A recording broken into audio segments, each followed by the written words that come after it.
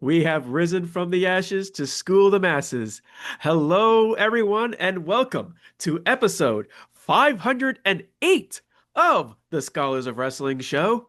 I am your new reigning Scholars of Wrestling heavyweight champion of the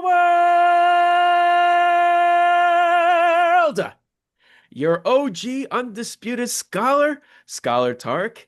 Joining me this evening is my undisputed scholar tag team partner in crime, Scholar Brian. Hello, Scholar Brian. How are you? You would think that I would be somewhat upset with the results of our little pay-per-view prediction game, but really, I'm just set for the fireworks that are about to begin. Oh, Brian, you could be as upset as you want, but always remember, when one of us is the Scholars of Wrestling champion, the undisputed scholars are the Scholars of Wrestling heavyweight champion.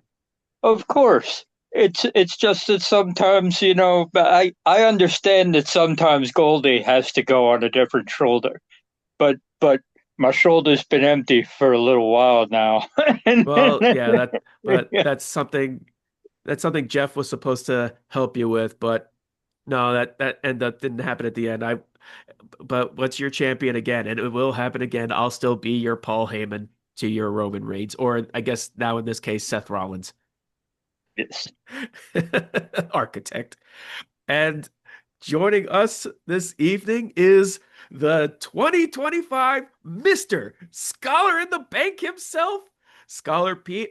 Pete, congratulations on your Scholar in the Bank win. Thank you for actually beating Charlie because we can't really deal with another year of Charlie being Mr. Scholar in the Bank and having to remind him, dude, you have the beef case. What are you doing? Uh, again, congratulations, sir. As I live and breathe. Good evening, gentlemen. It's a special evening, isn't it? I mean, champions are being made here.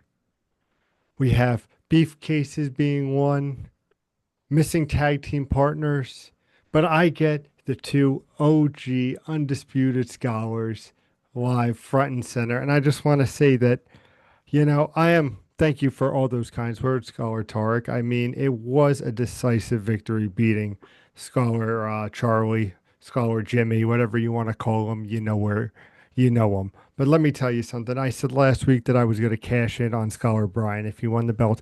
But interesting enough, sir, I could have cashed in on you, and I knew I could have cashed in on you. I chose not to. I want you to enjoy this moment, sir. Because Oh, Scholar Tark, I am coming for you. When you think you are going to be at the top of your game, I'm going to just have that beef and go yum, yum, yum. I'm cashing in, baby.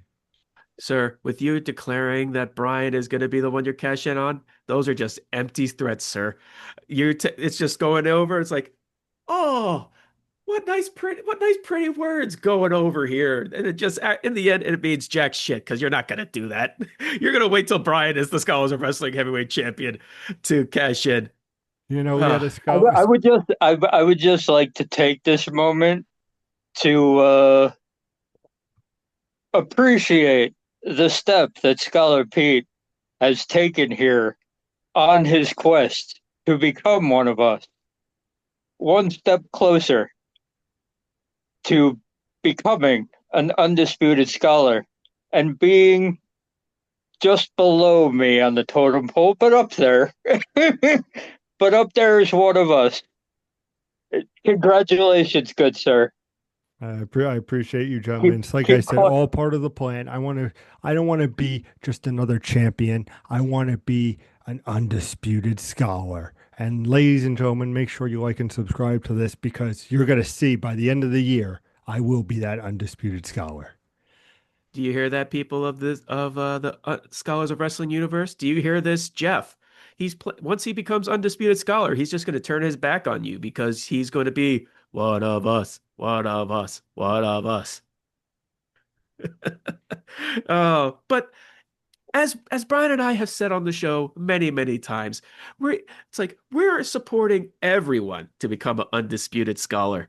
It's something that we just want to happen. We're rooting for you guys. It's just a question on like now, who will get there first? Will it between Pete, Charlie, and Jeff?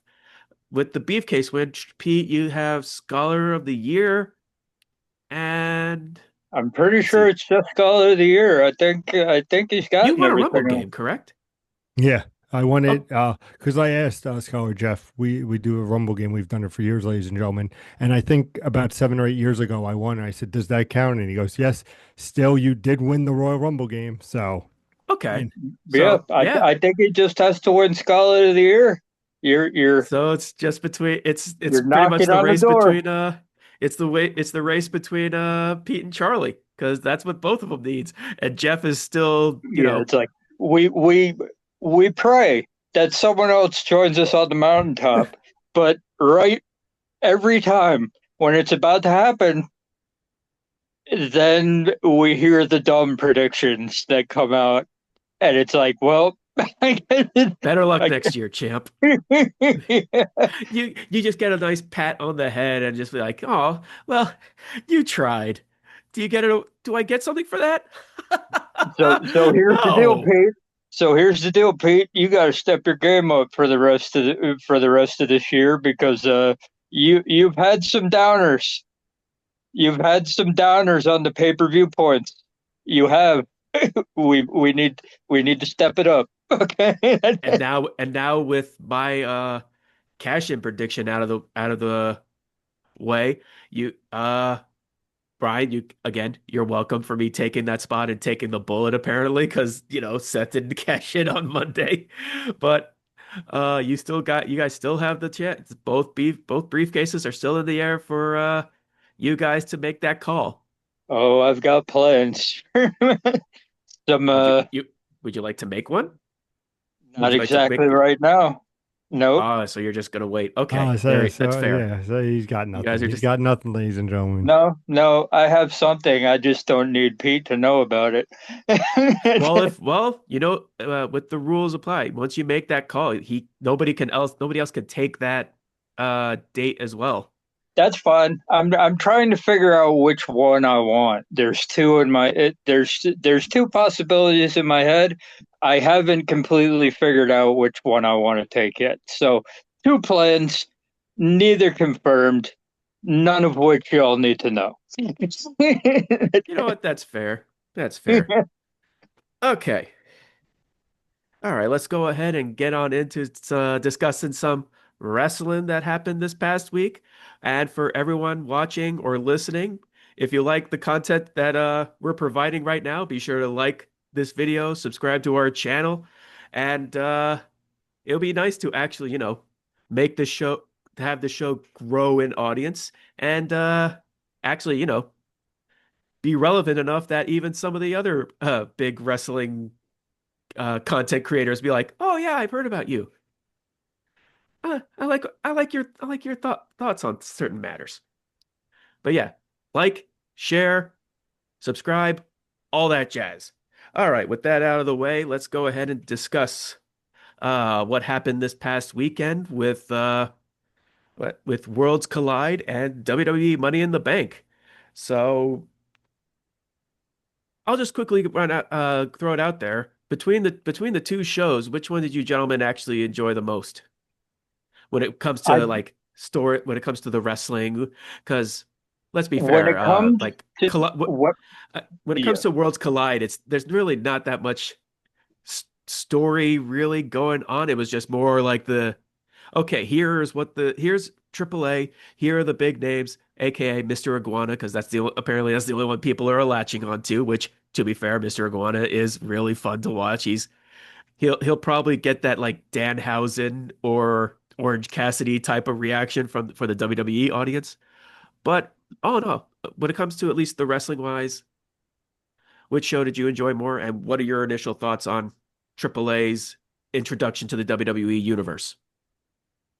I will say this about the day and night as a whole. Okay. At when Worlds Collide, I believe had the better wrestling. I don't think there's any doubt as to that. But entertainment value wise, storyline wise, Money in the Bank did it for me. Um, I've, the Chad Gable in not gonna beat around the bush. We all know who he is on the WWE side, pulling double Do we? duty. Are you sure Yes, about we that? do. Yes, but either Just you way, haven't seen the neck tattoo. That neck tattoo is erased. Let's see. either way, How many wrestlers have neck tattoos? Come on. Could be yeah, he could be anybody. yeah. Either way, I'm he was the wrestling star of the night, I think. But as a whole, it was one of those predictable shows. But every now and then, predictable is good. The only thing that wasn't predictable was I don't think anybody saw R-Truth coming in at the end to beat up John Cena. And you know what? Sometimes WWE listens. It's one of those things where the people made their voice heard, got got the got a guy who shouldn't have been fired in the first place, got them to change their mind and bring him back.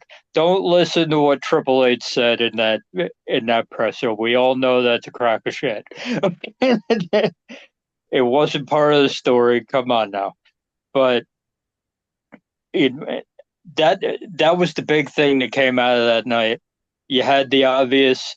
You're gonna have a good couple heel Money in the Bank briefcase runs, and because Money in the Bank has always been best when it's been held by a cowardly heel. That that's what it's made for. It's like you have these baby faces winning it. You have Damian Priest winning it, and it's like I need some bullshit. I need like I need the edge. Uh, Money in the Banks. I need Seth Rollins to have another. I know it's not going to last that long. I know it's not going to have the impact that the first one did, but I'm all for heel Money in the Bank runs, and you have the two best storylines going right now in the WWE, holding the briefcases. So I think as a whole, the night delivered what it had to. Was it perfect? No. It was perfectly acceptable entertainment and wrestling. And sometimes that's all you need. You say predictable, but remember, everyone got a perfect card prediction wise except Jeff for picking Stephanie McQueer.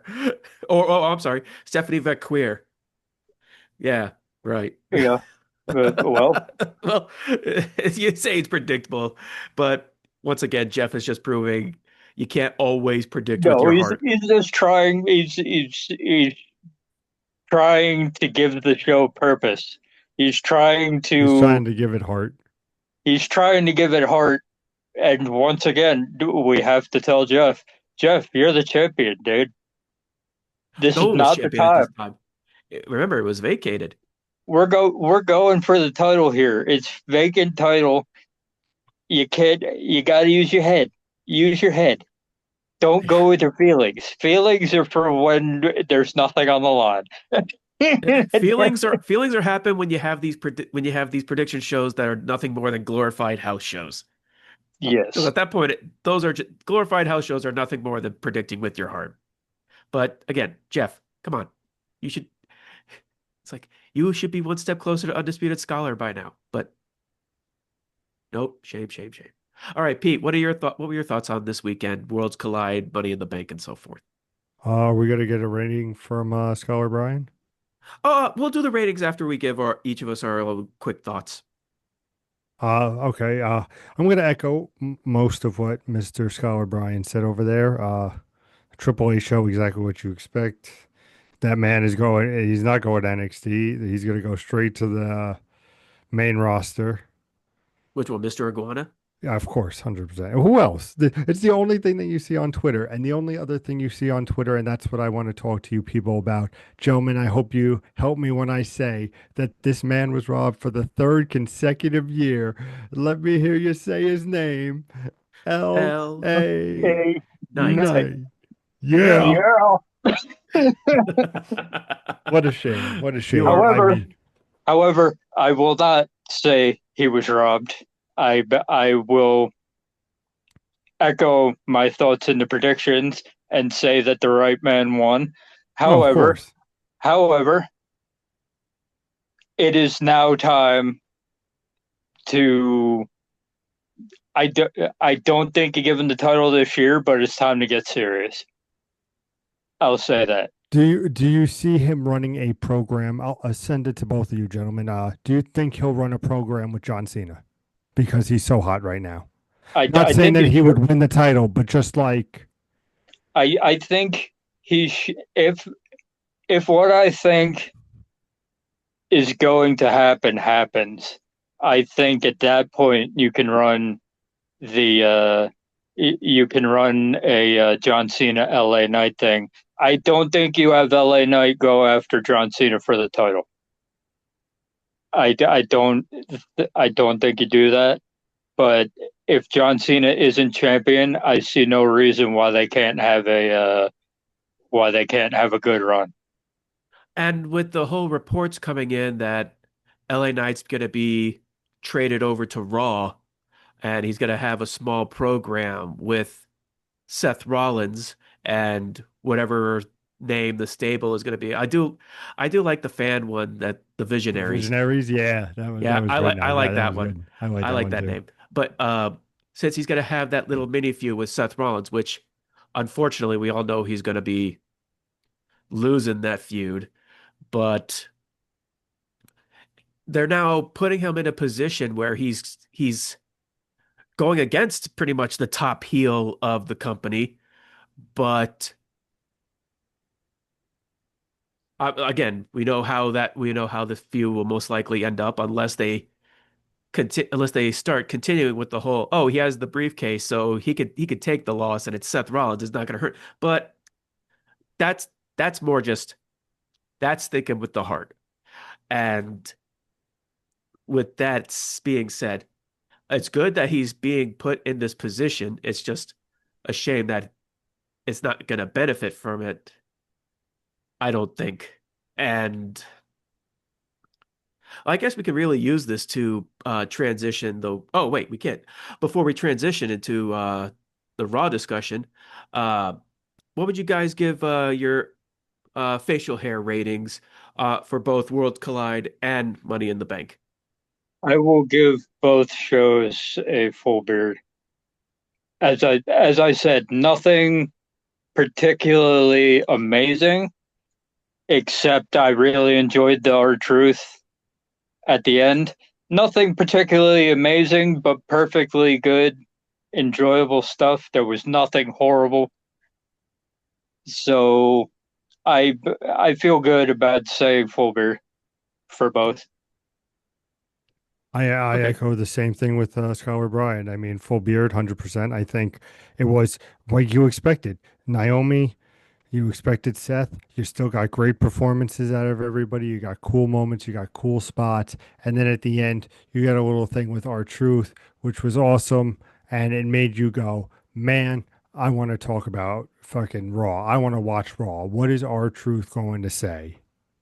And for that job, it's a full beard for both shows. I'll also go full beard for both shows. I mean, when you look at Worlds Collide, the two six-man tags, the women's tag team match, the Fatal Four-Way for the North American Championship, and the AAA World Championship, it's a good showing for Vikingo again. And you can't ask for anyone better than Chad Gable. And as Brian said earlier, Chad Gable was pretty much the star, and Stephanie Vaquera were pretty much the stars of the weekend for all they did. Uh, Three I'll matches like in 24 hours. That's crazy. it is crazy. And for Money in the Bank, we had great Money in the Bank matches. Both of them were great. Uh, the only real criticism I have with the men's one is that I don't know what's going on with Andrade, but one missing that kick and on the SmackDown beforehand messing up on the curb stomp and all that. Like, man, I know you're not particularly thrilled that nothing is happening, but man, get your head in the game. Uh, Oh, and also, we forgot to bring it up. Jacob Fatu, push that man to the moon right now. absolutely. Yeah, well, I have things to say about Jacob Fatu later, but yeah, I it was definitely a great event. Was it predictable for most of the people predicting this show? Yes, for four out of the five of us, it was very predictable, but that doesn't necessarily mean it's a bad thing. They put on a great show. I actually enjoyed the tag team match between Cena and Jay versus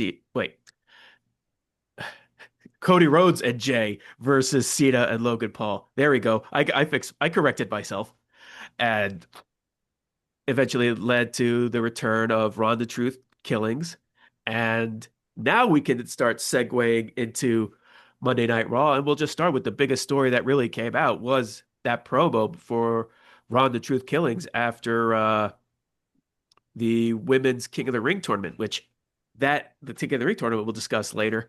But goddamn, that had to have been one of the best best promos I heard from Ron Killings, probably ever since he was in TNA. Yeah, that took me all the way back.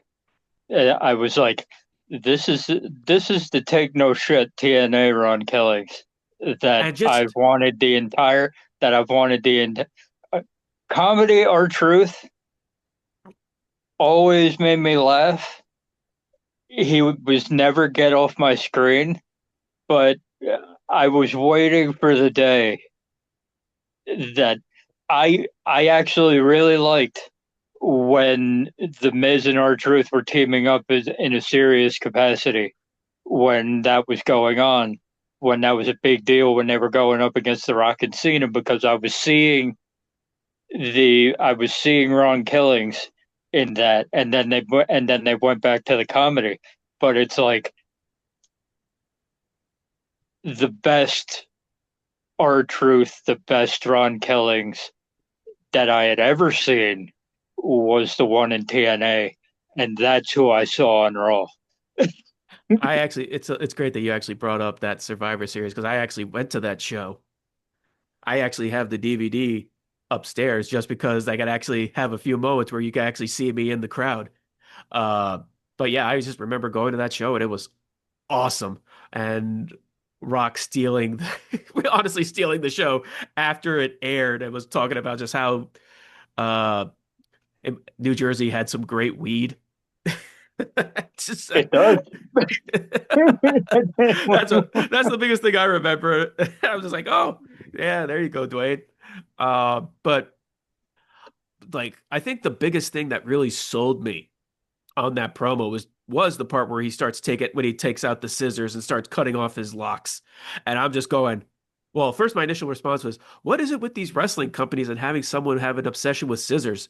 But who am I kidding? They're not going to continue that. He cuts the dreadlocks off, and it's just like, wow, that is making a statement.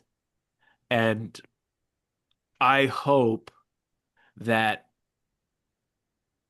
with him coming back as Ron the Truth Killings, is are the WWE audience gonna not care because they're wanting our truth back, but now they're getting this all serious Ron the Truth Killings, and I'm gonna pull a Jeff and be optimistic and say I actually think this will help him greatly, where people can actually stop seeing him as a comedy character and like show, so yeah, he can be serious in this final run that he has, but yeah, the question is still out there, and I feel I'm not I worried.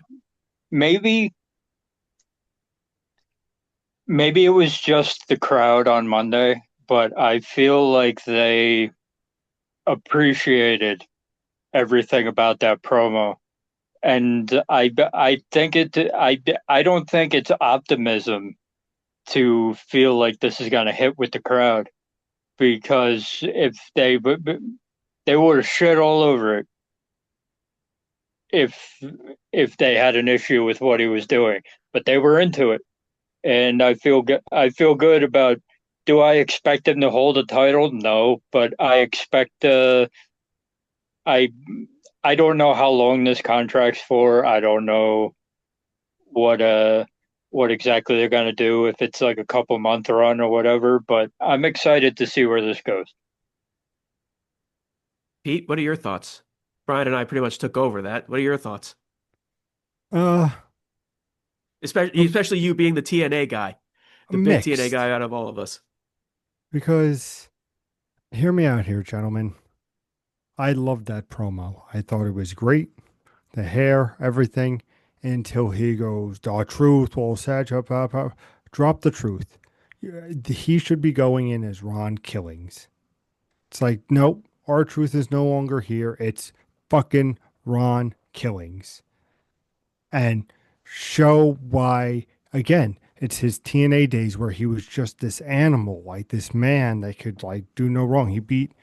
I mean, beating AJ Styles for the championship. Like, the man has a great heel persona. So why are we keeping the truth where it should just be like, if you're saying, comedy and our truth is comedy, comedy, comedy, drop the truth and just be like, hey, I'm Ron Killings and I'm here to shit up.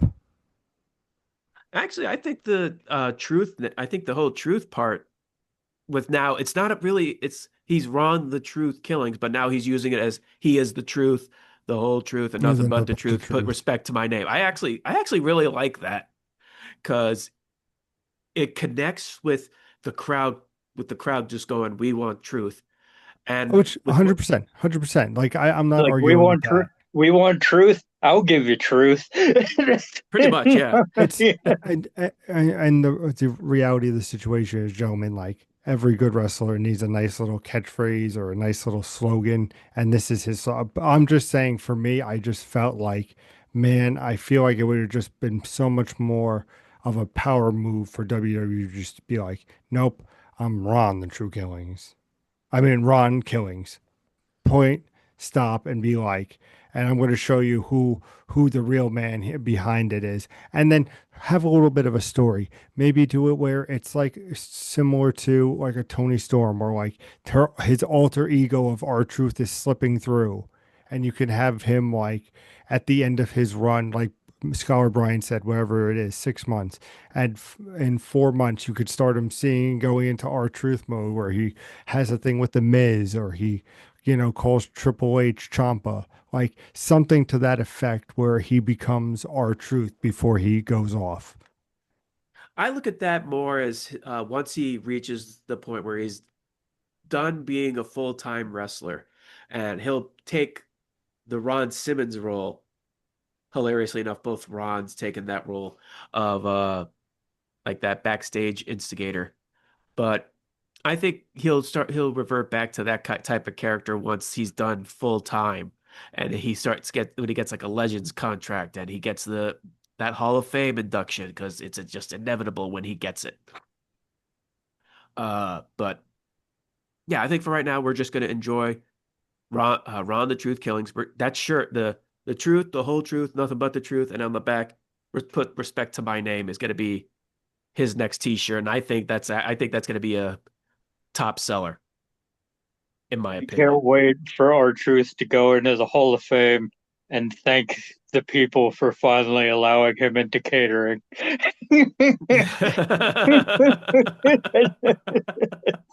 I That need was it. good. I need That was actually really good. it. Oh, that got a good laugh out of me. Uh, but yeah, uh, that promo was just one of many things that really happened on this Raw, and really in the long run, that just a lot has happened this week. And continuing on with Raw, with how it opened, we got the promo between John Cena and CM Punk, and it's just hilarious that they waited till after Money in the Bank to actually have this one-on-one match because, Money in the Bank and CM Punk John Cena. Everyone's pretty much thought that. But it was just a fun it was just an opportunity that was just like, yeah, it's too easy a layup. We'll wait till we'll add some more sugar into this cup of coffee and just have it be okay, Punk. Uh I like his intros. Like as I want you there as comfortable as possible, referencing his pipe bomb back in 2011. Uh Now we have to add the sugar. It's like, oh, we're gonna have that title match. You're gonna have that title match, but at Night of Champions in Saudi Arabia. And And for us hardcore fans, we knew that was that's coming. It was like, that's the ultimate heel move. That was the yeah, ultimate heel move that John Cena could pull on CM Punk. I will give you a title shot, but you have to take back everything you've ever said on Twitter or in real life. You have to come to Saudi Arabia in order to get it. And I'm like, that was good. That was good. That was good. the back and forth between Cena and Punk was just like, yeah, this is the first time really in a Just like while old times. that they really had one-on-one time. And yeah, But they the didn't miss a beat. chemistry The hasn't chemistry between them is a fantastic. Yeah, it hasn't broken. It hasn't lessened over the years. I feel like it's strengthened. That was that I entire think thing was awesome. I think the nice thing is too, we got to look at it from another pair of eyes. We've been talking, dancing around it a little bit, but this is really the first time we've had a heel Cena talking to a face CM Punk. It's usually mostly on the other side where Punk is the heel and obviously Cena was the face. But the jabs and everything, and with Punk going, I don't work with TKO. Like I'm a wrestler. Like just, it had its great moments, the callbacks. I very much enjoyed this. And like I said, it's the people get what they want. They get it one more John Cena versus CM Punk. I like that they even brought in the John Cena as the New York Yankees Yeah, the Boston jab. Red Sox, like even like Yeah, the callbacks were great. Like everybody knew, if you knew, you knew, and it's like it made it that much sweeter. It's why this, like you said, it was just a great way for the show to be in, and then like hitting, like I said, these guys are two great performers that in 14 years have not lost a step with each other. agreed. And now we have that match for Night of Champions. It was officially announced. People are actually questioning whether or not that actually is going to happen, but I feel like you would actually piss off the fans at Saudi Arabia if you first promote this match and something happens where it doesn't happen. But There's no way this match is not I think that's happening. just gossip. I think the match is going to happen.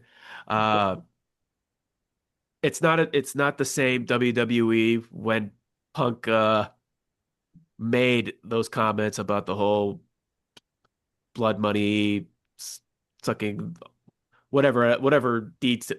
I don't exactly remember the exact wording of it, but they like suck that blood money dick or something.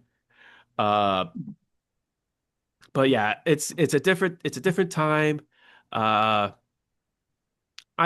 people can change their views on it. I mean, hell, look what happened with Sami Zayn. Now he's one of the big people that is the star of Saudi shows. Uh, and with Sami Zayn, he we could transition that into another big announcement that happened on this show, and that is the return of the King and Queen of the Ring tournaments. And Sami Zayn winning the first match, advancing into the semis, and That was actually the kind of a shocker for me. oh, I don't think so. It was one of those. I thought they were going to go the easy route and put Braun Breaker and have him go to the next round. But when Sammy won, I'm like, oh shit, okay, cool. I ain't mad at it. It's that underdog story. Everybody loves an underdog story, and I feel like he's gonna be pivotal in going to the King of the Ring. I think he could be a contender to win the whole thing. I think it depends on who the mystery guy is. if We already if had we actually had that discussion on our chat. Who do we think it is? And it's uh Ron Killings took the lead. We threw some fun ones in there. Pete in Cowboy particular James threw. Storm. yeah, Uh, it's one of those. I think Sami Zayn is a real shot to take it. That or the mystery guy. I think that those are the main two for me. I Because think if CM Punk doesn't take the title from John Cena, I bet why not do John Cena versus Sami Zayn at a Because I could see that as a big build being like you used to be, not like a hero like R-Truth, but you used to stand for hustle, loyalty, respect. Where is that guy? I fight for grit, and it could be that David versus Goliath. This the 17-time John Cena versus Sami Zayn, who's only just faced obstacles after obstacles after obstacles. Writes itself. what I like about this whole thing with Sami Zayn is this year and the beginning of next year, I think he's going to basically be that true underdog, Brian Danielson, underdog story. And by at least WrestleMania, I think he's going to win. He's going to legit win the world championship. Granted, I don't think it's going to be the WWE championship. I actually think he's going to win the WWE World Heavyweight Championship. Because I just don't think he'll be in that lineup of people that could actually win the top one. They'll just win the secondary world title. But a lot of people, myself included, are thinking, yeah, I actually think not only he has a good chance of winning this King of the Ring, I actually think he will win and have that SummerSlam match with Gunther and Seth. That's when Seth cashes in on him. Pretty much have that like Danielson winning against John Cena and then getting screwed over to get cashed in on immediately after. And that's just basically like, oh, he had a taste of it. Now I I'm already jumping ahead. I think Sami Zayn is going to win the Royal Rumble this year or the next year. One, because it's in Saudi Arabia, and I think he's going to have that true underdog story and get that big final Daniel Bryan-esque win at WrestleMania. Does he That's get my the number call. one entry? I go all think the that's way. actually a really good. I don't think they'll go that far, but that would be a fun thing for him to go for. Definitely He, get he root might for do him. he might do the Ray thing. Didn't Ray come in at three? I think he came in at two. No, he came in at two. Yeah. Oh, okay. Someone came in at three and won the whole thing. That's something we can look up later. Uh, but when it comes to the King of the Ring tournament itself, they are now pulling a different way of having this tournament where instead of the quarterfinals being one-on-one matches, they have it be fatal four ways. What do you guys feel like? What was your reaction to this new structure for the King of the Ring tournament? I actually love it because it gets more people involved. You think we're getting Nakamura in the King of the Ring tournament if it's the standard one on one? I don't think we do. I don't think Uh, we get a lot of the names because King of the Ring is normally like eight man, right? 16 well, I maybe. think I think this is the same number of people that they had with last year, but instead they just had the one-on-one matches. Now, instead of just I the one-on-one quarterfinals, they have the fatal four-way as the quarterfinals. And I yeah, I yeah, I'm with you. I love it. I think the it adds more unpredictability it to the actual matches themselves. I mean, like the winner might be obvious in a couple of the match groupings, but it's like the match itself lends to more unpredictability. It it lends itself to maybe stories coming out of said fatal four way matches instead of one on one. Oh, you beat the dude, it's over, you move on to the next. It's like, no, you can start some shit. in here and move forward storyline wise. There's stories you could make Yeah. out of these that you wouldn't have been able to in a one-on-one environment. 100%. Just for clarification, 1992, Ric Flair won the Royal Rumble at number three. Okay, that might have been. It was an R. I was on the right. I was on the Listen, right listen. track. That's why we fact Right, check right. here. We were fact checking. But back to Fatal Four Ways. Yeah, it's like you said, Brian. I mean, truly, you could make so much story content out of this. You can have factions interacting with other factions. You can have, just think like, obviously, long shot, but like, because of what happened this past Monday, but like, have the quote unquote visionary Seth Rollins' new faction run into the Judgment Day. What's that look like in a Fatal Four Way? Like introduce all these different elements where, and you get exciting matches where, oh, there's no way like Sami Zayn's gonna win. Oh shit, Sami Zayn won. It's like Funny enough, I I actually predicted Sammy to win. The people who I predicted to win the Fatal Four Ways, I was like, yep, I was right. I predicted Roxanne Perez for the women's one, which that in itself actually fit with the storyline going on with the Judgment Day.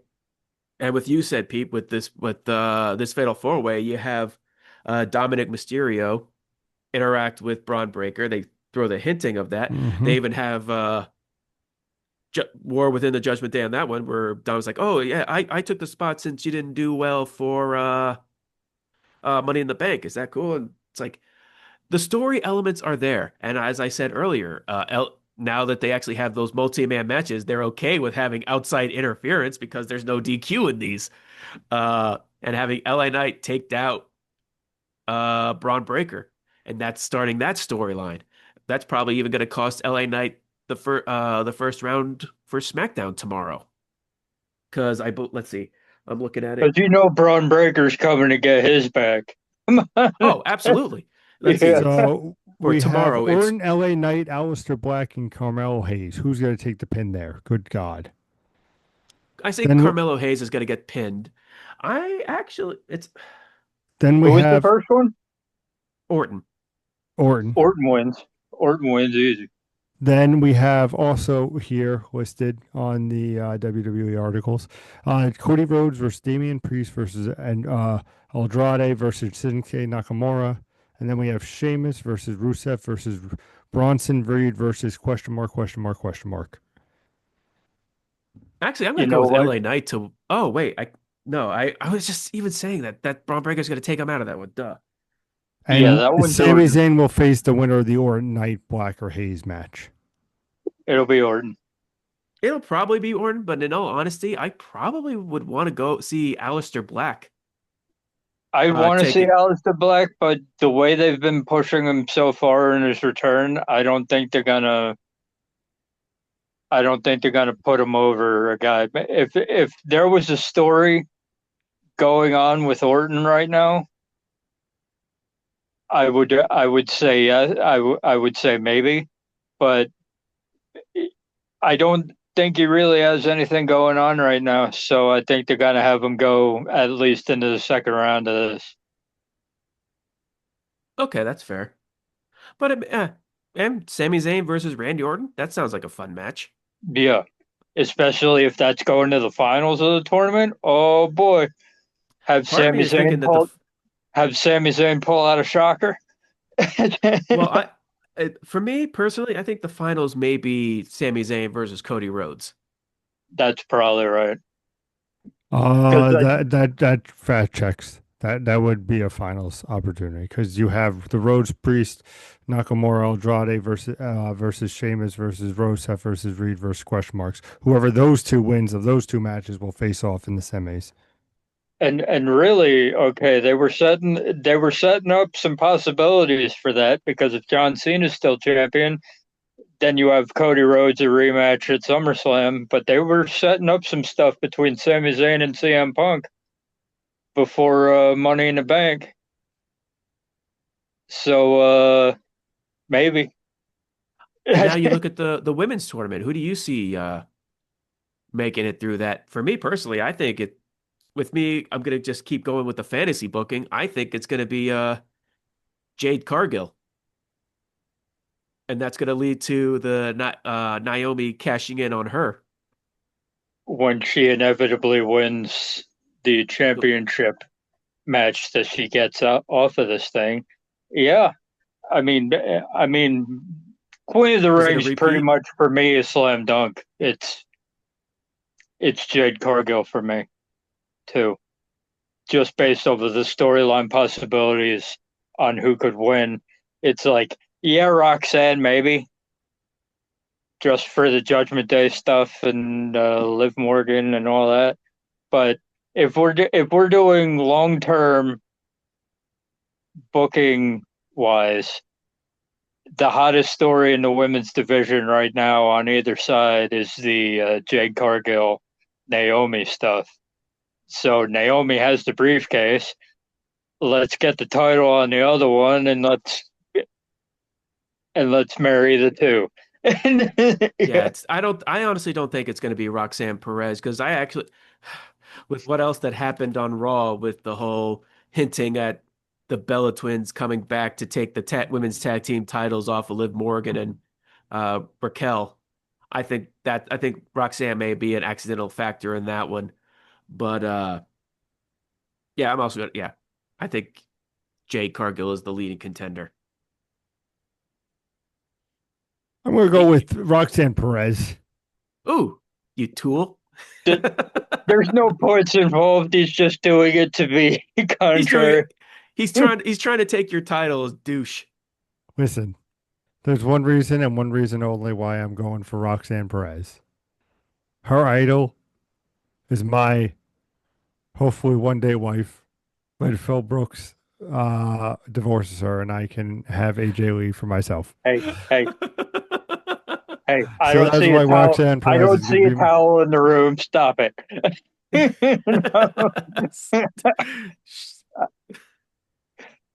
Roxanne Perez for the win. Sure. All right. Now, with that, to close off what happened on Raw was the main event of Jey Uso defending the World Heavyweight title against Gunther. And it just Scott, feels so good. Hold on, I'm gonna go let grab me tell you Ole. something, ladies and It feels gentlemen. so good to win the title from this past weekend, and then on Monday have my hero, the Ring General Gunther, defeat Jey Uso clean as crystal, having a 10 times better match that they did at WrestleMania. God, that match was terrible, not just because Gunther lost, but just it was not a great match. This was a 10 times better match than this one.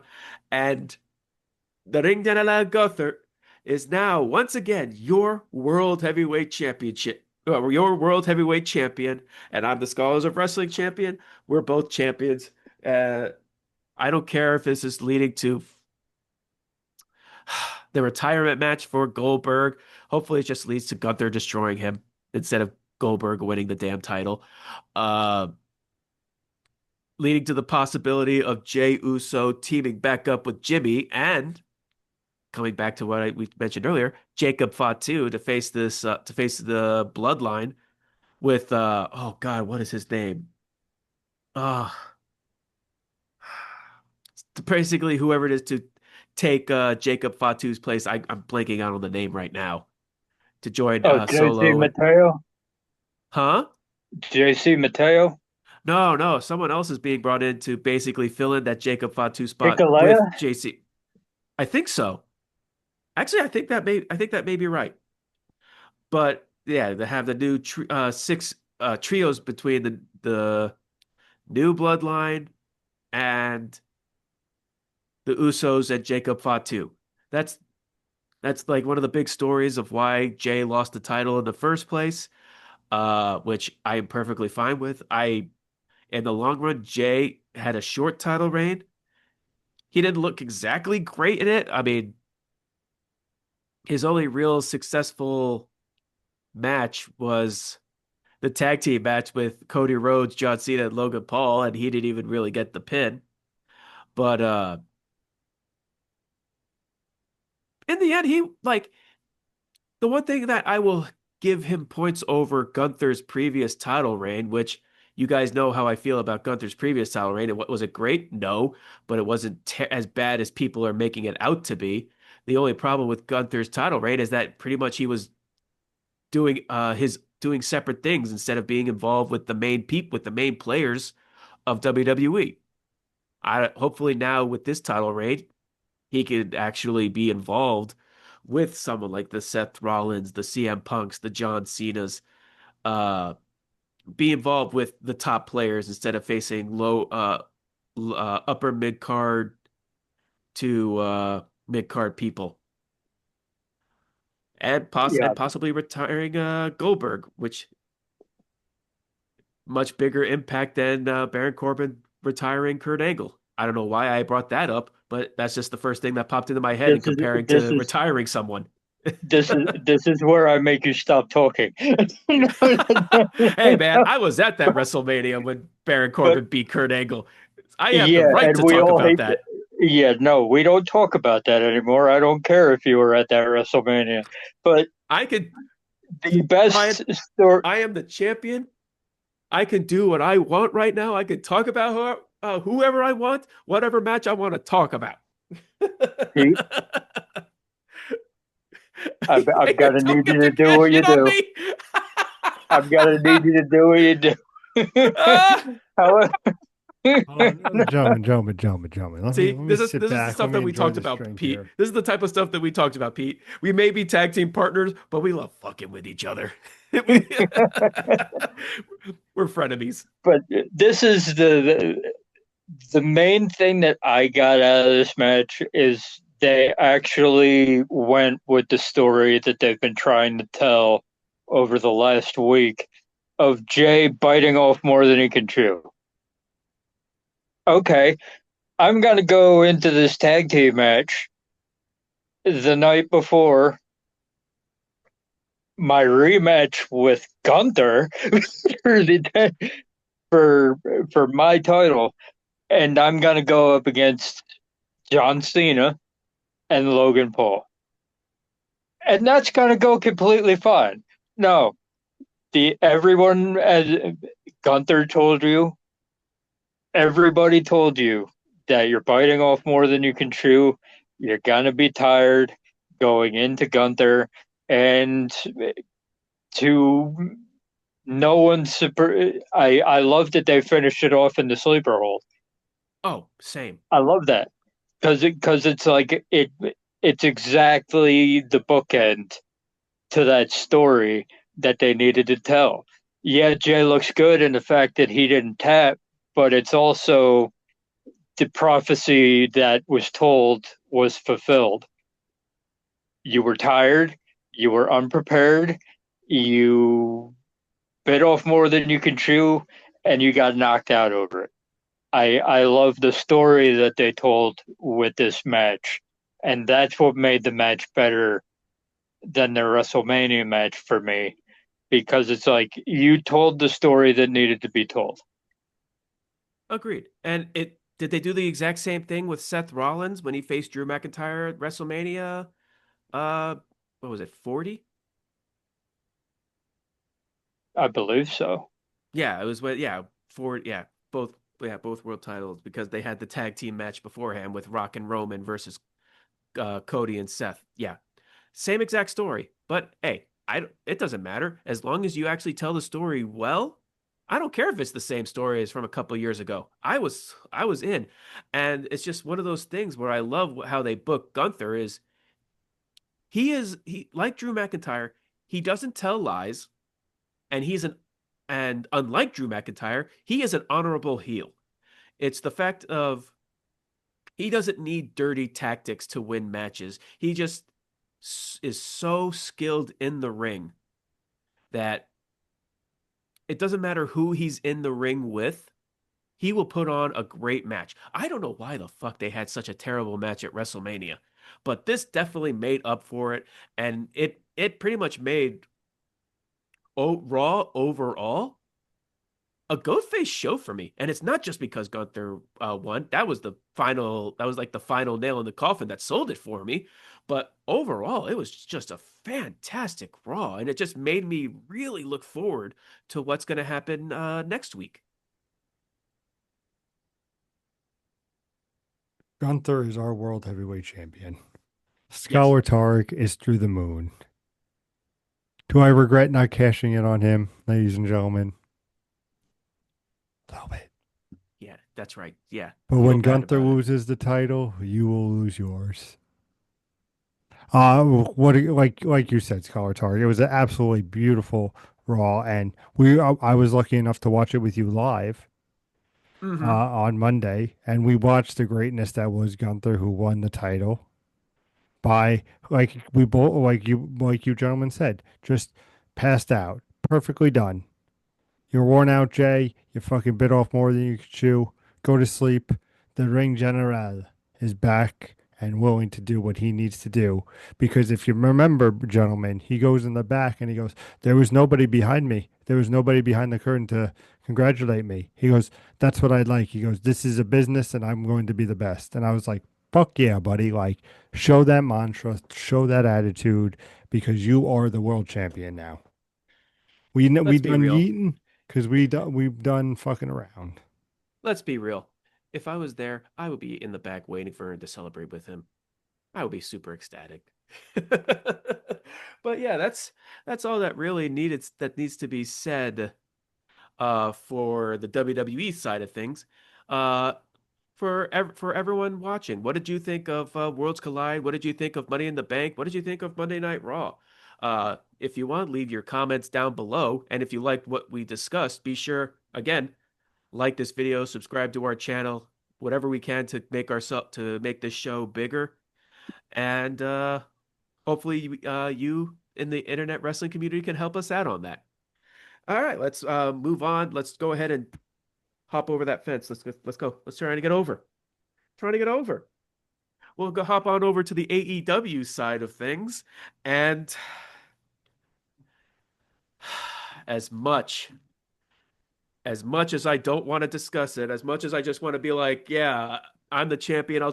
This is my episode, and I could just do whatever the hell I want and basically just leave all the comedy outside in the rain. I don't think it's raining outside, but I'll just leave it outside in the rain. Yeah. There's your it's still put upside down on the world championship, by the way. Uh let's go ahead and discuss AEW, and let's open it in with your Collision World Champion, Scholar Pete, to discuss uh Collision Corner. Floor is yours, Pete. What the hell kind of fantasy booking collision you have for us this week? Well, let me tell you, gentlemen, welcome, welcome, welcome. Of course, you know where this is. This is Collision Corner, your weekly nonstop AEW All Things Collision. What's going to happen? I am your boy, your number one. Not only am I the beef case, I'm also the AEW Collision World Heavyweight Champion, and a belt I wear with pride. And ladies and gentlemen, do Yeah. we have a show for you today? Skull or Brian, I hope you're ready. I Because, am well prepared. Hit me with what you got. well, I definitely need some clear liquid for this one. Jesus Christ. let's start off, usually we go guns in hot. Every week we go guns in hot. We're gonna simmer it a little bit. We're gonna turn this temperature on low and tell you how AEW Collision is gonna begin tonight. AEW Collision is gonna begin with the lights going out. And here comes from the crowd the Sandman. ECW's Sandman. And he's making his entrance. And he goes, "I'm back." He goes, "I'm back in the wrestling ring. I'm back where I belong." And the fans are saying, "Welcome back. Welcome back. Welcome back." And then the lights are going to go down again. And through the rafters becomes the icon Sting coming down to meet for the first time ever with the Sandman. We And had a we retirement, have huh? a Sting versus Sandman showdown. And of course, their match, their stipulation, of course, is a Scorpion hardcore death match where you have to put a live scorpion in the other person's mouth. Yes, that's how we're going to begin the show of AEW Collision. But we're going to lighten things down. We're going to make it calm, cool, and collective because we got a promo coming up from your boy, Jordan fucking Haas. Who the fuck? Who the hell is Jordan Haas? It is Kurt Angle's son, Jordan. Jason And, Jordan. You mixed and Jason Jordan and Charlie Haas together? I What the did fuck? to What the? make the ultimate wrestler in the silver gold medal. Jordan Haas drops the most legend Jesus Christ, the promo fusion? and former main event of the evening. Of course, how do you go from Jordan Haas? Well, of course, you gotta bring in Bam Bam Bigelow. Oh, And Bam Jesus. Bam Bigelow is gonna have a booty shaking match. Of course, with the fabulous Mae Young. Whose ass jiggles more? 80-year-old Mae Young or fat ass, badass, Bad Bam Bigelow? Find out on Collision. Back to you, Tarek. I don't know. I'm stuck on Jordan Haas.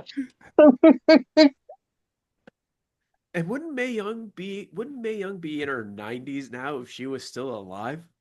Bro, I think she'd be in the Well, hundreds. Probably. apparently Mark Henry didn't care, so Yeah. something was about it. Outside interference with the hand. Yeah. Boys, What? let's take a Mae guesstimate. Young How old wins do we with a think little help from her hand, from the hand. Oh, she this year? If Mae Young was still alive, would you gentlemen like to hazard a guess? 103. I'm gonna say 98. 101. All right, I technically win because I didn't go over. You didn't price is right. You are correct, Price sir. is right. It. Okay. All right. Let's get back to reality on this. Jordan Haas.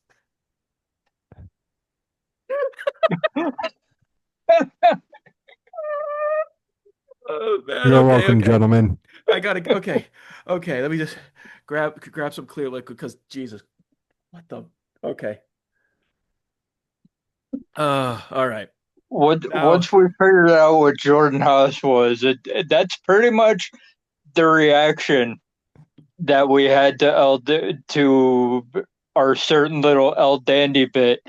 Yeah. Pretty I much. was I was tempted behind the curtain, ladies and gentlemen. I was tempted to do Charlie Benjamin, but I didn't feel like it had enough oomph as Jordan Austin.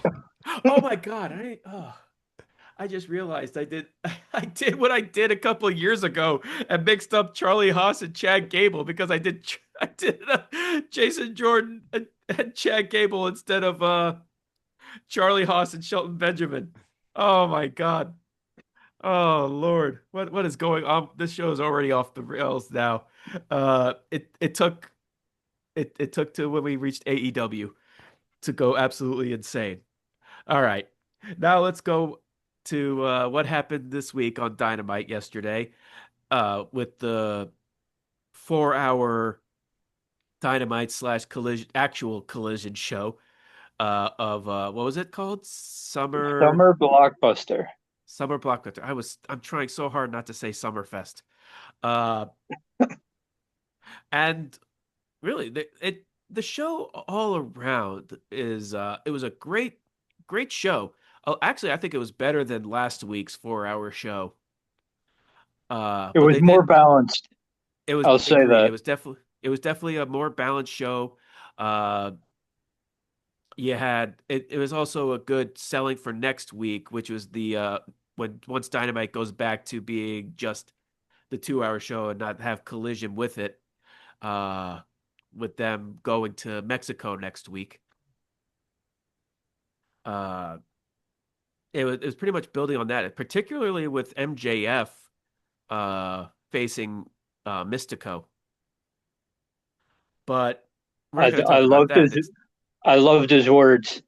You're not Mystico to me. You're sloppy Sin Cara. Oh my God, that it's like damn. That I'm like damn man, that was just me. You need a sensu bean for that one. Uh, All the all the Dragon Ball Z references or the Dragon Ball references from you, Scholar Tar, today. I know, right?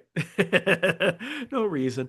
Uh, but Dynamite opened this week with just a spectacular match between Will Ospreay and Swerve Strickland, leading to the 30-minute time draw, and having the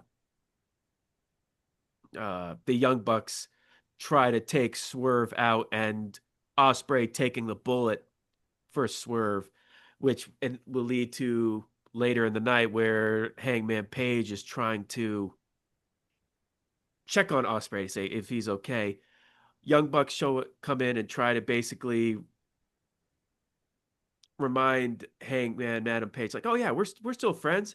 We're getting trying to get rid of Swerve Strickland for you so you can get to the world title and bring it back to the Elite.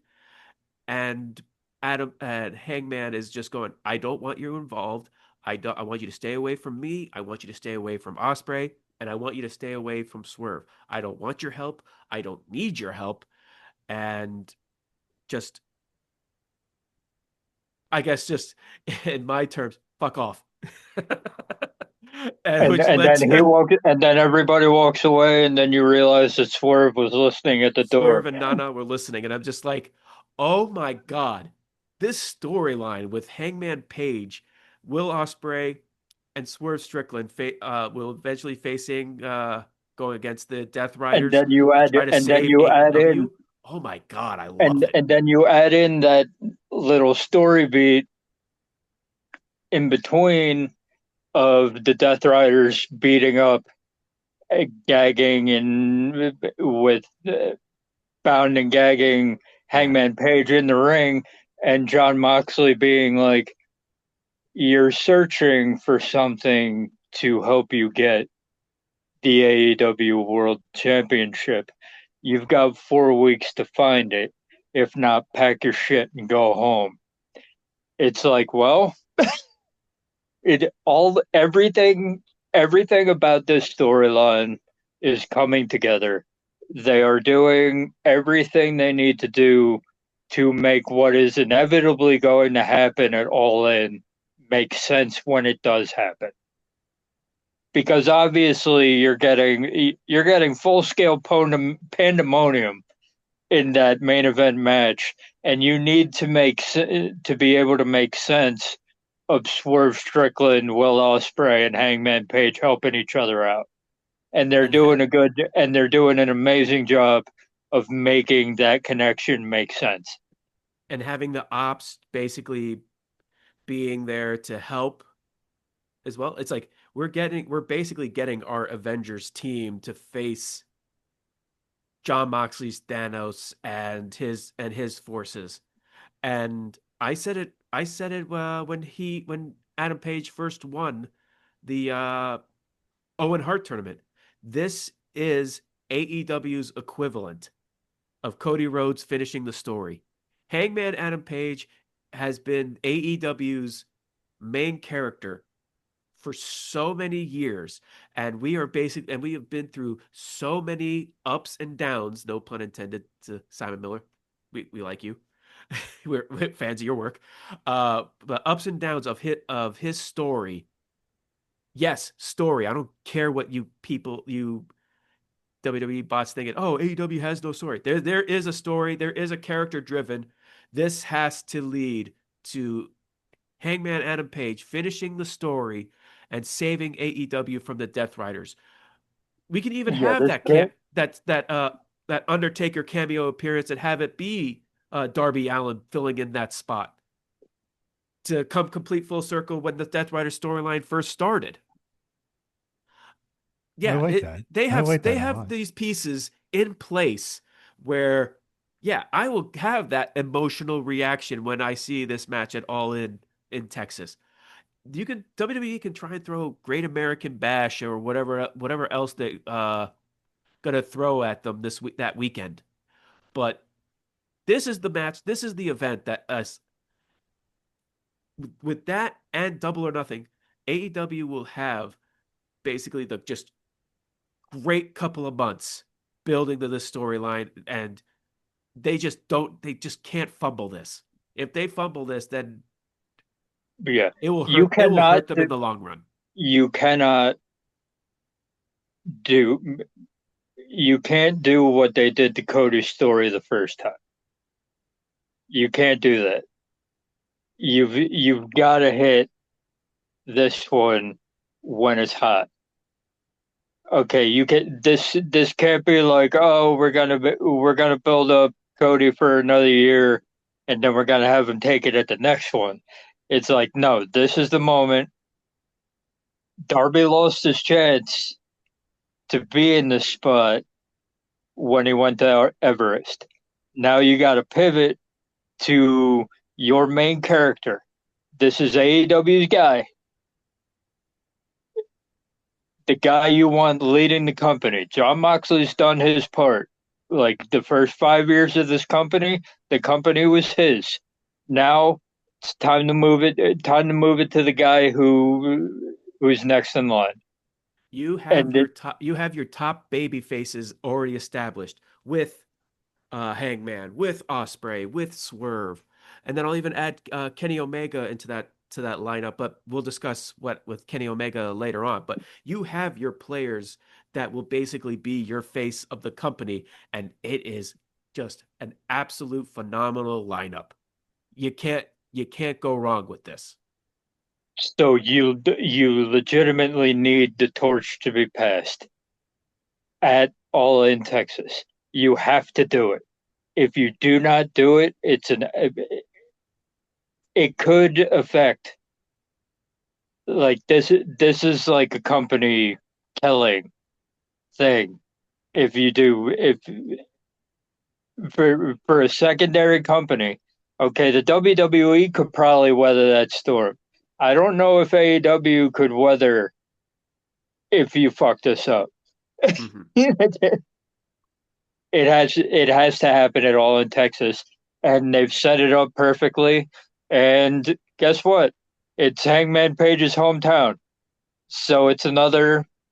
And AEW normally does right by people in their hometowns. It's the complete opposite of WWE culture. So it's like you have the makings. You just need to hit. You just need to stick the landing here.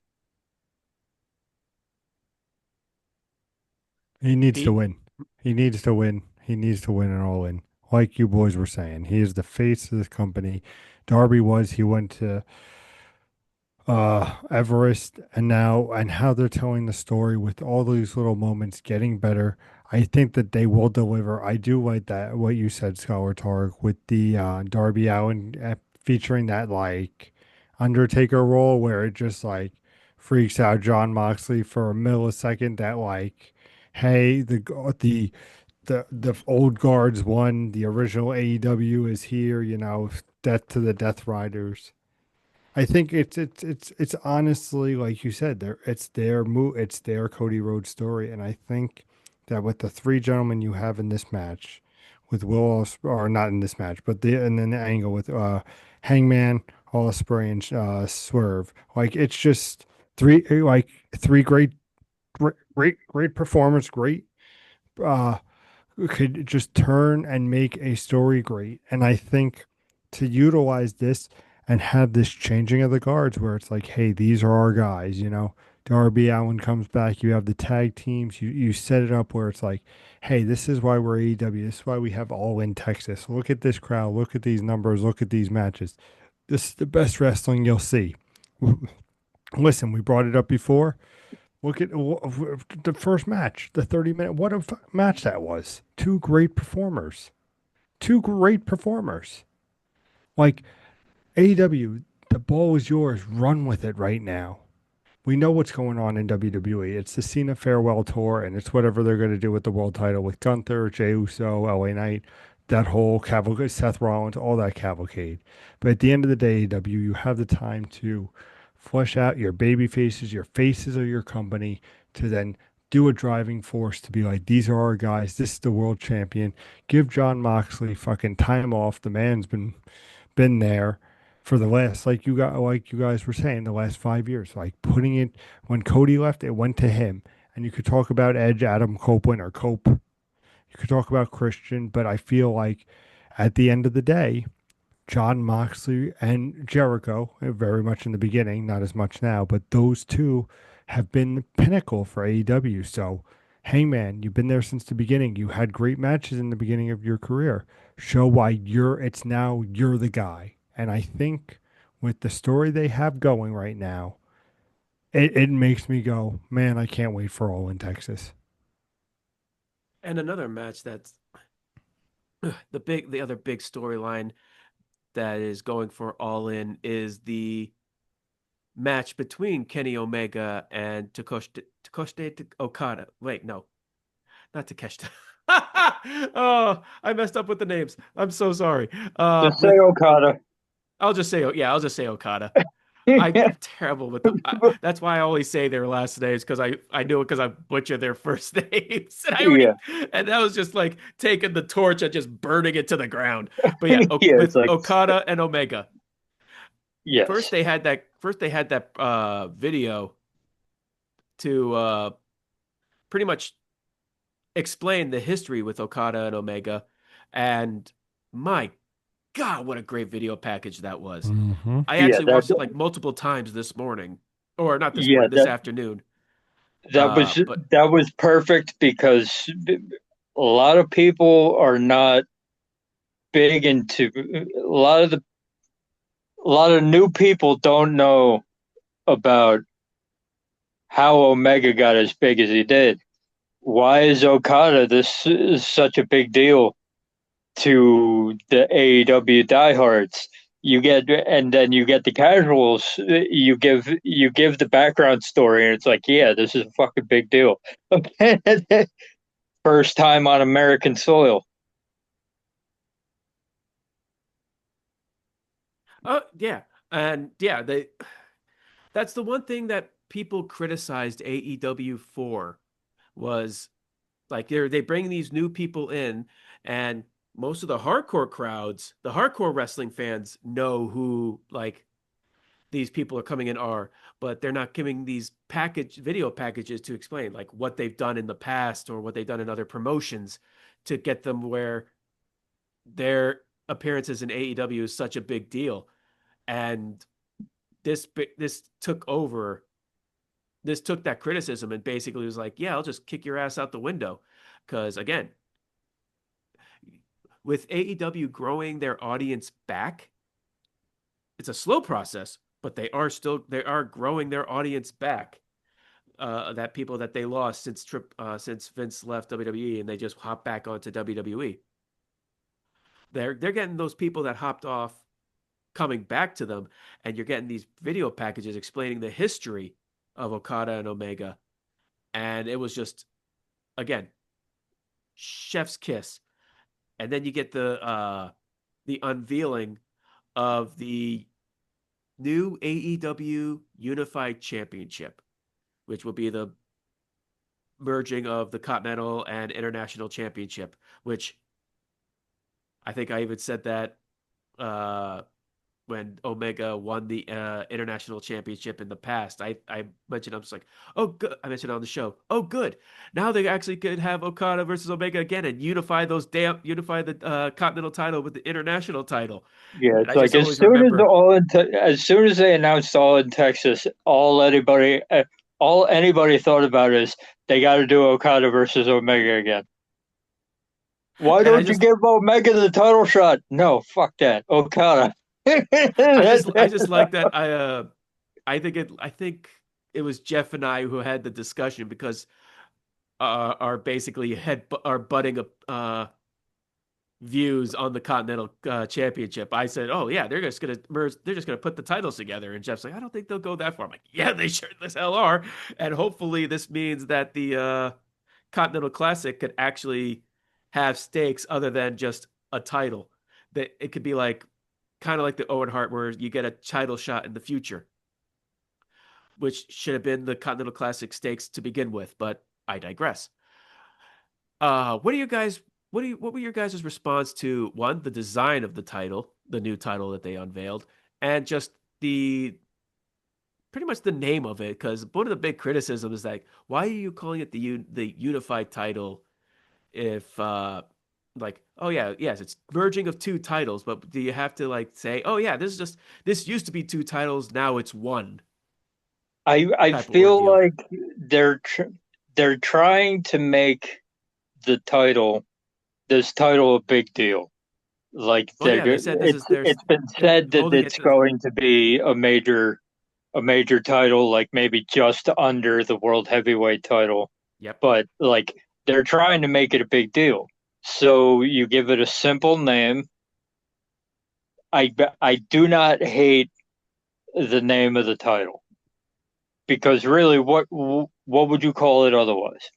I still would call it the international title and just merge the continental title with it. Nah, Like how they've man. done with like other titles with the intercontinental title in WWE, like I the just hardcore feel title like and the European title. unified title makes it feel like a big deal. So If, I'm if fine with anything, if I'm anything, I would fine have with called rolling with it. But I would have at least called it like the United title. meh. But But I digress. the design of I enjoy what that title looks like. If you're gonna make if you're gonna try to make the title a big deal, make a title that looks like a big deal. And I enjoy what I saw. I enjoy what I saw too, and it led to after they signed the contract to make this match official. Out comes that snake Don Callis to basically first complains like, "Oh, you guys shouldn't be in the match. It should Takeshita or Kyle Fletcher should have been involved in this." And you have Omega snapping. I was like, "No, you're not going to ruin this. This is between me and Okada. No, you don't. I know all your tricks. I know what you're capable of." And it's like, "Oh, Do you know you all my now? trick. You know all my tricks. Well, you didn't see this trick coming." And wouldn't you know it, you have Okada joining up with Don Callis to take out Kenny Omega to the point where not only is he coughing up blood, he's puking blood. And I feel like that was them using the what do you call it? The vertical whatever that condition oh, I the know who you're talking. condition Yeah, that he had was. I feel like that was a good use of it. I the puke and now it's an even bigger deal than it was because now the Okada versus Omega by itself is a big deal, but now you just made the man puke up his own blood on television while joining with his hated enemy. I'm like, look, what you did on this show was basically create three matches that could main event any pay-per-view because you created Okada versus Omega.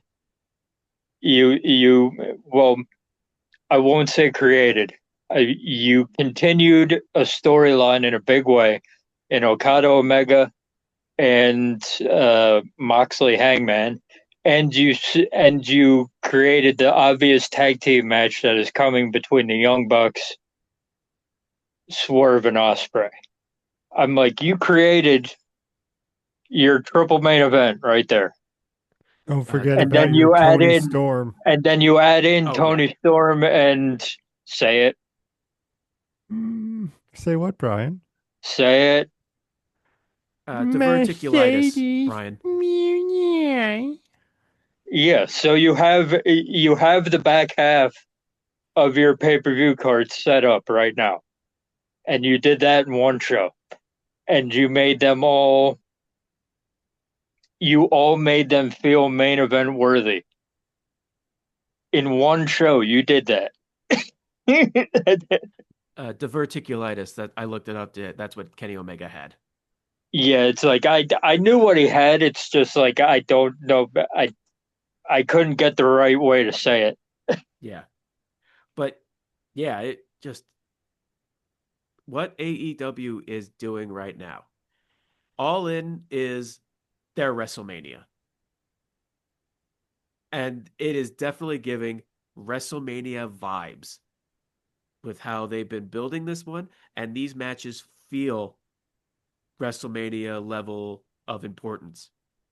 AEW has been for the last year, 2 years, have been working very hard to get back to a position where they're not looked at as a complete joke. And now you're looking at what they're doing, you're looking at what WWE is doing, and yeah, pro wrestling is just back at that back in that standard where you have these two alternate programs, these two alternate companies that are very different. But if you're not you're not liking what WWE's doing right now, you have the alternate with AEW. You don't like what they're doing? Hey, they could have something similar in WWE, but they're just being told better. That's why having these two companies work. And we are definitely feeling like we are in that road to all in vibe. And it's just those three matches that have been announced for All In, correct? Yeah, I'm guessing that they're doing Yeah, the tag team's not official. the tag team's not official, but they're doing it. But the three that were mentioned, Which tag the team? Tony versus Mercedes, Tony Yeah, versus Mercedes, Okada versus Omega, Hangman versus Moxley, and they're gonna have Young Bucks versus Swerve and Osprey. Oh, okay, okay, Brian, okay. just That's the Brian, that makes Brian. sense. It's Mercedes Mounier. I don't. Yes, I actually don't care. I'm finding their storyline really hot. I'm yeah, surprised we didn't talk about that angle where she like pulled the Tony Storm on Tony Storm, and I was like, all right. that was something. I feel like they are gonna make out though at All In. Oh, I think they're gonna make out. Oh yeah, Man, definitely. the sexual tension you feel in these last couple of weeks. Ooh, god damn! I'm gonna need some clear liquid on that one again because, whoo, that is some spicy content, and I'm loving every second of it. But yeah, that's what happened with AEW side of things, and now we've reached that point of the show where we're gonna turn it over to you, our listening/watching audience. What did you think of Summer? Again, I'm trying not to say Summerfest. What was it again? Summer blockbuster. Summer Block. I don't know why I can't get it wrong. I can't say it. Summer That's why you'll Blockbuster. never be the AEW Collision Champion. No, Well, that's that's okay all right. because We I have have the Jordan championship that Haas as matters. our Lord and Savior. We have the Scholars of Should Wrestling I bring back Championship Jordan Haas back for Scholar back with the for? undisputed scholars where it belongs. Thank you very much. Instead of you and Jeff with your comedy acts. Listen, Yeah, You're but you. always I'm bring gonna back pull a John Jordan Cena Haas. and say you two are being the clowns of scholars of wrestling, while Brian and I are just showing why we're always on top of the mountain, looking down on all of you, wanting even though we're wanting you to join up with us. You got to earn it, listen, man. You got to listen. earn it. I've But been earning. but I will say this. I will say this. As we're standing on top of this mountain and looking down, at the peons below us. Yes, you should always bring Jordan Haas back to your to your collision corner. I would do that next week with Jeff. Be like, he's making his grand return. Jordan Haas comes back Oh my God, he's Yeah, managed we by need Kurt to Angle. initiate Jeff into with the his Jordan Haas tag team universe. partner Chad Benjamin. Chad Chad Benjamin. Benjamin. And Kurt Angle is just like, what the fuck is going on? But yeah, okay, back to the closing. We're gonna turn it over to you. Turn it over to you, our listening / watching audience. What did you think of Pete's Collision Corner? What did you think of what happened on the summer blockbuster? Hey, I got it. All right, Hey! there you go. Uh, are you guys looking forward to All In? Be sure to leave your comments on either what happened in WWE or AEW down below. Again, like this video, subscribe, share this video. Let's start spreading the Scholars of Wrestling word. Um, be sure to follow us on all our social medias, including Facebook. We technically have an Instagram, but we don't really update it as much as we should. We got to get back to doing that. You can follow us on, as I'm still calling it, Twix. You can look us up at Scholars OW. You could find me, your OG undisputed Scholars of Wrestling heavyweight champion of the world, at the Avatar. Brian, where can they find you? You can find me sitting on top of the mountain, hoping to find a collaboration between Jordan Haas and El Dandy at Atomic Beanpole. And Pete, where can they find you? Can find me creating the match in my head of good old Jordan Haas versus El Dande in a match to be determined at Improv Pete. Oh, that's gonna be the match for the ages. We'll just put it on one of the 2K games and just be like, all right, computer versus computer. Jordan Haas versus El Dandy. Who will come out on top with with Pete's Collision World Championship on the line? Uh, but yeah, that's oh boy, this is What a ah, time. what a What time a to be time a to be a wrestling wrestling fan. fan. Yeah, what a time to be a wrestling fan. What a time to enjoy all that we have because we are the scholars of wrestling and you have just been schooled. You're You're You're welcome. welcome. welcome. See you all next week and hopefully Who are you to Charlie will finally join us. Jeff will probably hopefully come back and just be like, Jordan Haas? What? Who are you to doubt Jordan Haas and El Dandy? The rising Shame. star. Shame. Good night, everybody.